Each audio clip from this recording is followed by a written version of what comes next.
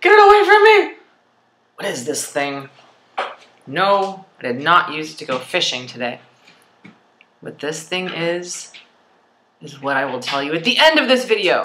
I'm gonna keep you in suspense.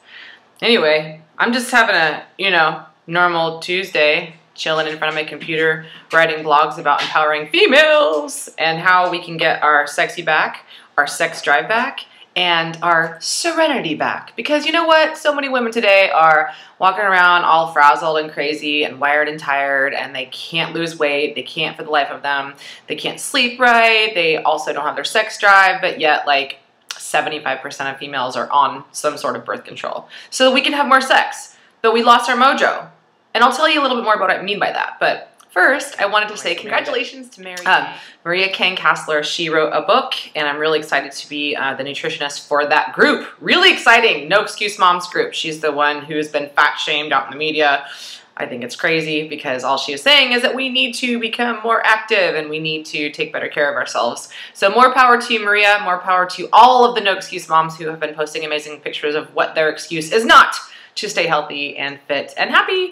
Anyway, she just came out with her book today, The No Excuse Diet, which is really awesome. And I think I'm in like page 3 or something like that. And she thanked me for all the help that I've been giving to all the ladies, because you guys are awesome. You want more support, you want more help, and you want to become more empowered on how to take better care of yourselves. So as I sat here blogging about this topic I'm going to say at the end, I realized, I'm like, man, I'm wearing the tank top that I wore this morning to train one of my clients, and it was just tugging on my neck. It was just tugging and tugging. And I realized that as females, we wear a lot of sports bras or really tight bras and things like that that just really restrict our rib cage, and we're not able to fully utilize our lung capacity. So check it out, ladies. 75% of our detoxification happens with, guess what? Breathing, exhales. And so people are always going, oh, how do I go on a detox? So I'm like, take your bra off. Okay, I know that sounds pretty crazy. Maybe I'm not asking you to be a stripper or anything, but I'm just saying, give your boobies some room. Give your lungs some room to expand in your rib cage, because the more that our lungs can expand, the more that we can release toxins from the lungs and from the sinus cavity. So I'm totally serious about that. I'm just wearing a wife beater now. The more we can just kind of let them fly, the better that we can actually breathe and get rid of toxins in our body. So that's number one. The number one realization that I had is I just was like, gosh, I just need to get this thing off of me so my intercostal muscles, which are the muscles in between the rib cage, can finally move and expand. So that's number one. Number two, I had my meeting yesterday with my mentor. And my mentor is somebody who helped me with my my readings, my mineral density readings, and any kind of minerals that are imbalanced or heavy metal toxicity.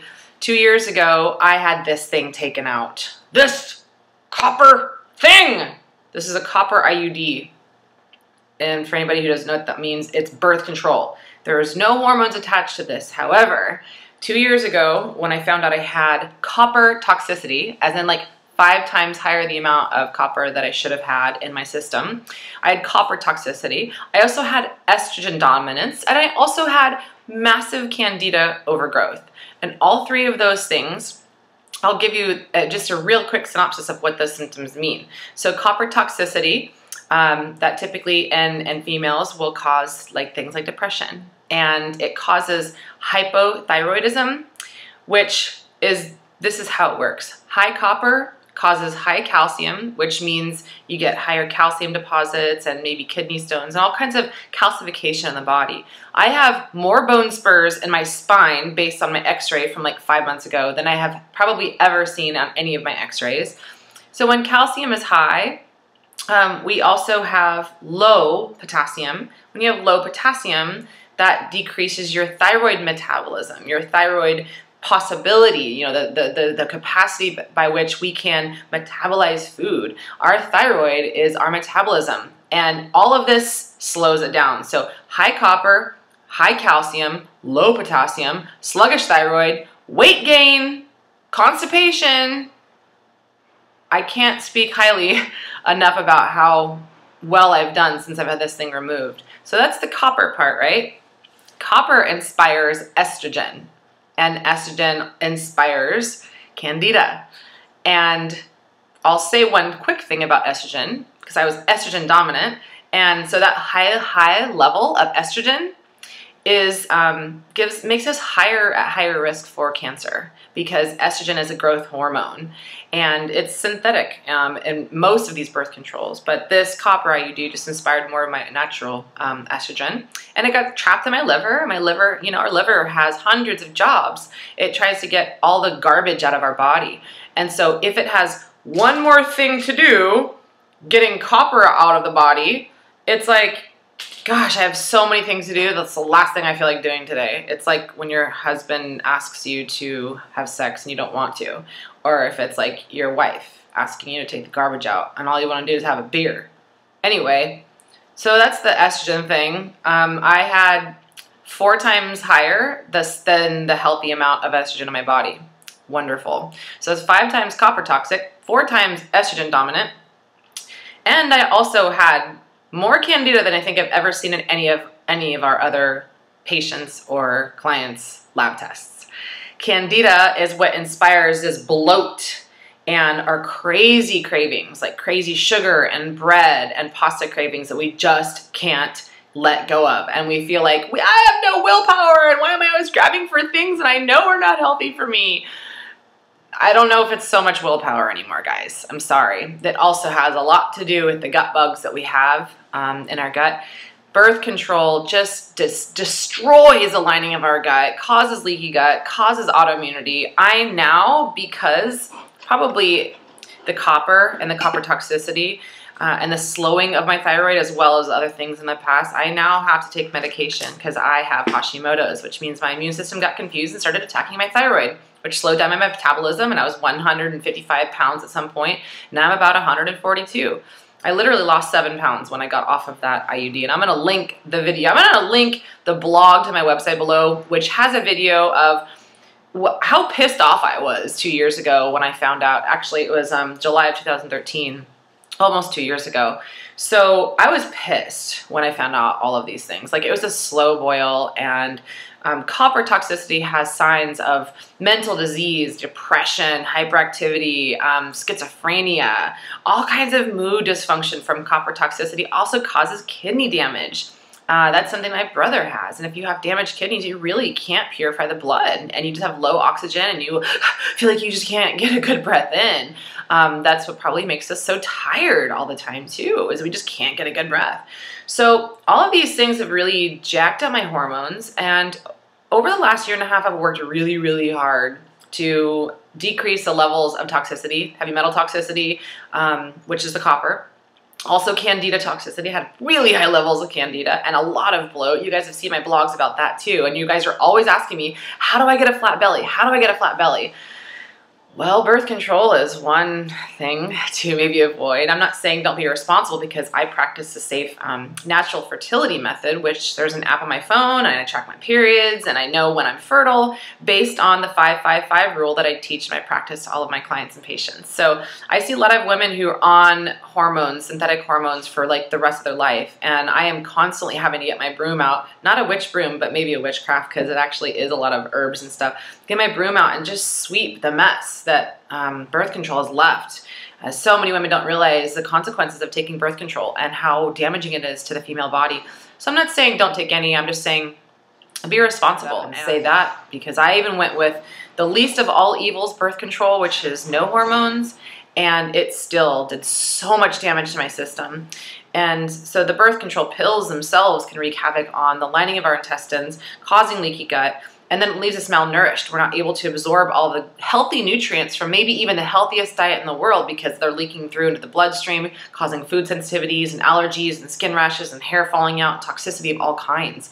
And birth control is one of those things that definitely damages that. And it also brings on candida. So these things are all best friends. So even if you don't have copper, estrogen or synthetic pills, synthetic hormones of any kind just bring on candida, and that's what causes this bloat. Just synthetic anything is toxic to the human body, and the liver has to process it, and like I said, when it already has hundreds of other jobs to do, it's like the last thing it wants to do is do one more thing. So I will say one thing: if you decide, you know, Diane, you're nuts, if you take nothing from this, do one thing, just one thing. There's something called DIM. And DIM, it's a long, hard to pronounce name, just DIM. I like DIM plus CDG, calcium D-glucuronate, and that actually helps to filter out synthetic estrogens or any just estrogens or hormones that the body is done metabolizing. It gets them out of the liver, so you have less of a likelihood of retaining excess fat or toxicity. What is all that noise? If you are on birth control, if you're on some kind of hormones, synthetic hormone replacement, even natural hormones like bioidenticals, then on DIM. You know, DIM prevents us from becoming estrogen dominant. I've seen a lot of women get better with acne, no more acne after they've taken DIM.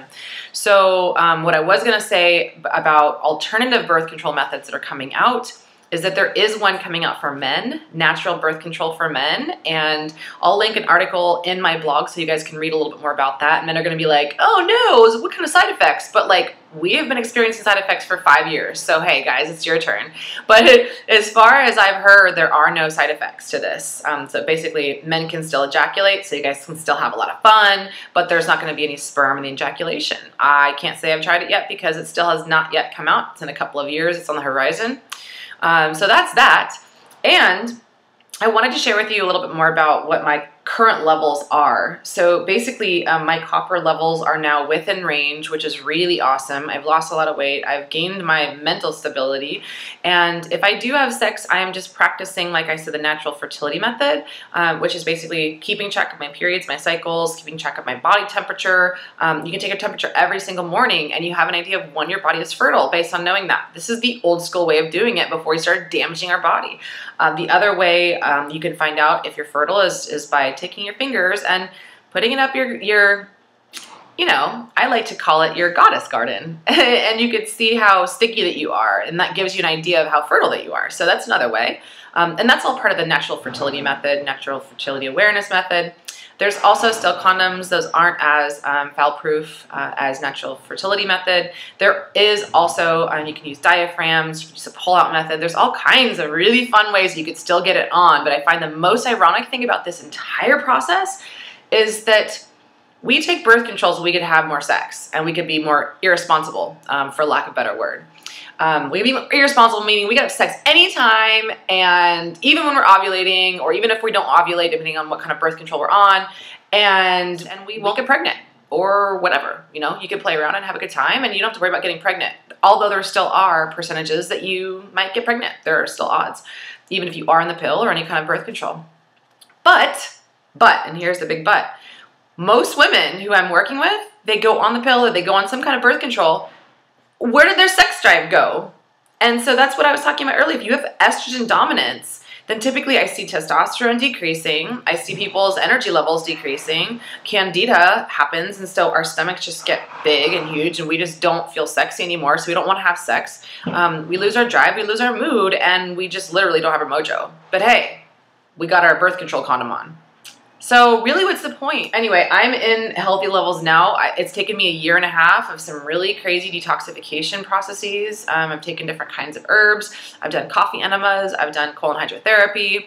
I've done a lot of really powerful cleansing things. I don't want everybody to have to go through that, nor do I think that many people will. I think that less than 5% of the population will actually take the necessary steps to detoxify the way that I have done. I have led clients through this, and I would say less than 10% of them have even gone as far as I have. So you guys just have to know the truth of what's out there, and I don't want you guys to have to suffer the same way I did, because now I'm taking medication for hypothyroidism and Hashimoto's, and I've struggled with a lot of adrenal fatigue and just feeling tired throughout the day. So anyway, I hope this really helps you guys, but the aftermath of, you know, I had my meeting yesterday with my mentor, my minerals mentor, I should call him.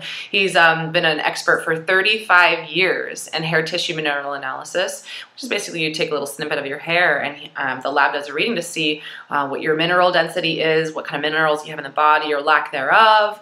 Also taking a look at heavy metals and toxicity, sources of toxicity. I see a lot of uranium coming up in people these days. And somebody asked me the other day, why would I eat organic? Why should I eat organic? And one of the biggest reasons is that Bt toxins are the things that are sprayed on on all of these GMO crops, and it's one of the pesticides, and there's herbicides and fungicides and all sorts of sides that aren't siding with you, but basically they push the bugs aside. So think of it that way. But all these herbicides and pesticides, Roundup is one of the things that is sprayed on all these plants so that the bug will literally implode when it eats the plant.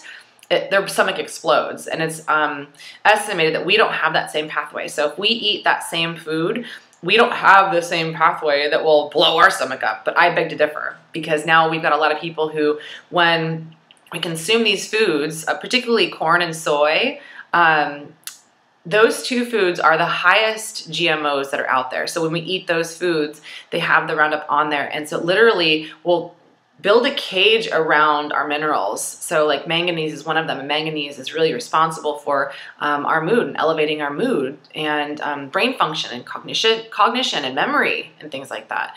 And so what happens is literally these toxins from the foods we're consuming, the GMOs, just takes and chelates, what's called chelates minerals. And so we become mineral deplete, mineral deficient. Where do you think we get food cravings?